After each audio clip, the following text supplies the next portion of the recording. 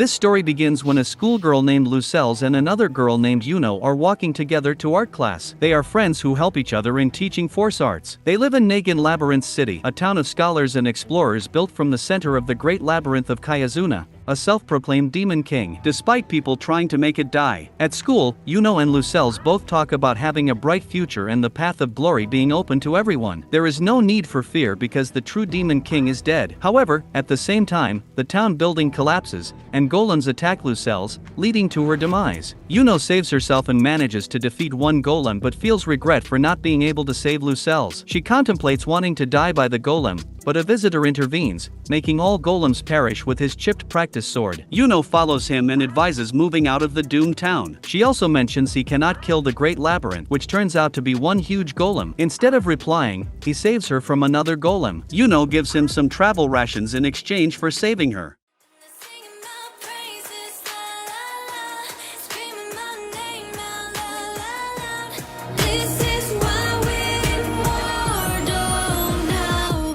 Once you play God, they gotta crumble one by one.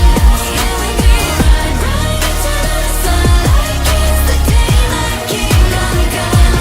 Baby,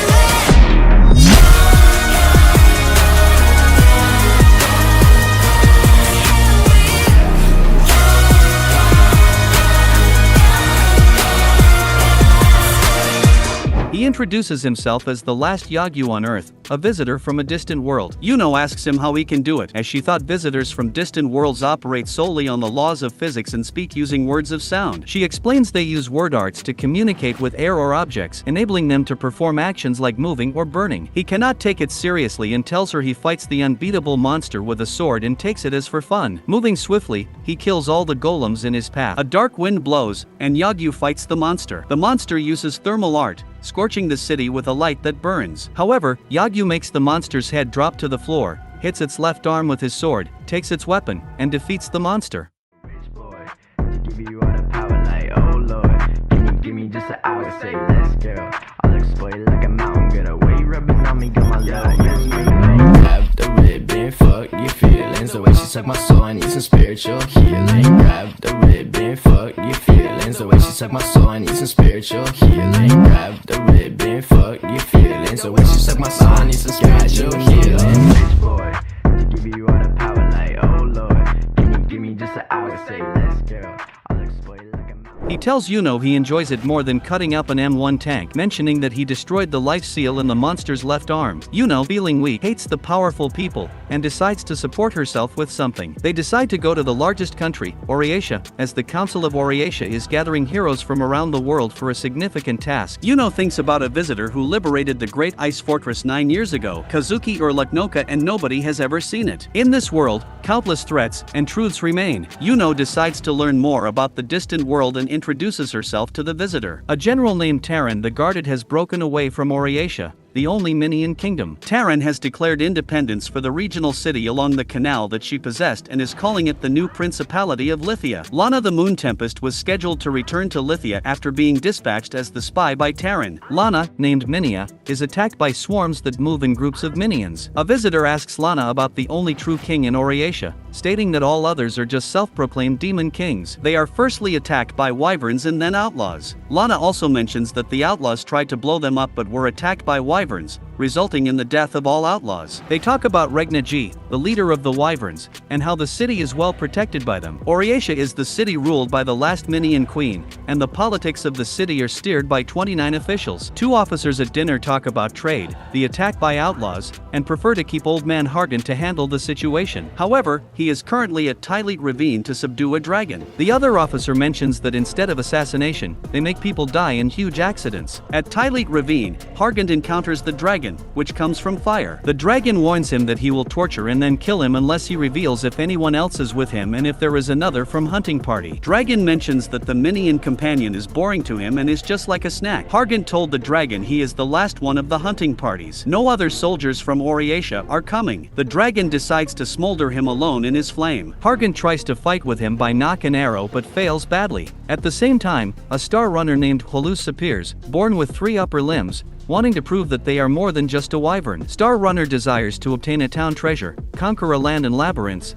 but now he is on the verge of destroying a legend. The dragon becomes angry with Star Runner and puts the lazy moon on Star Runner, but a poison magic bullet hits the dragon, exploding when it comes into contact with nerves. The dragon seems to die in a single breath. After that, Hargant and Star Runner talk about the imperial competition at Oriatia. Meanwhile, the dragon attacks them, but Star Runner saves Hargant with the Great Shield of Death and cuts the dragon into 2 pieces with a sword.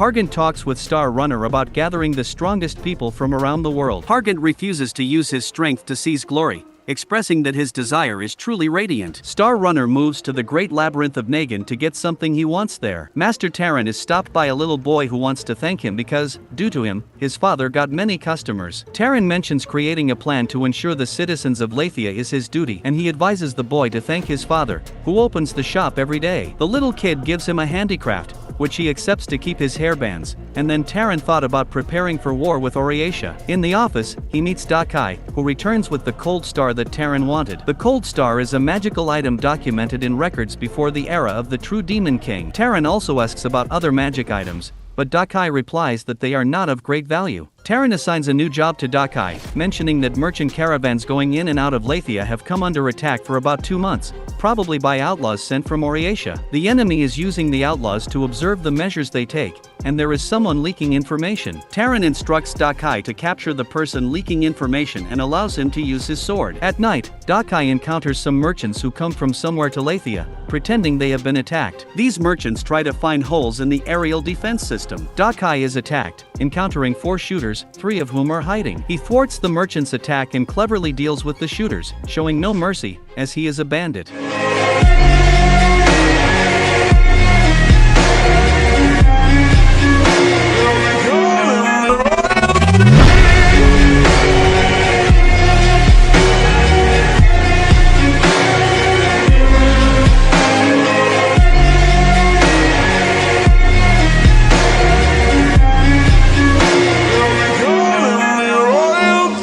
Regna G talks about sentencing to death any troop that deceives Terran and preys on Lathia's citizens. Deputy Commander Lukwi of the Southern Guerrilla Unit tries to attack them, but Regna G is killed. Regna G mentions that anyone trying to harm Lithia people is always sentenced to death. Regna G comes to meet a girl named Kurt, who waits for him. She writes a diary to remember their conversation. She tries to touch Regna G, but he refuses and asks her to sing a surreal song, which she heard in the darkness. This girl was saved by an attack of the true Demon King, and everyone in her town died. She lost the light after that in desirable terror. Regna G informs her about the war happening in Lathia and advises her to move out, but she refuses. Kurt tries to hug him, but he stops her. She also mentions that the angel and the word maker created everything when the world began. Regna G moves out. Please subscribe to our channel for the latest update.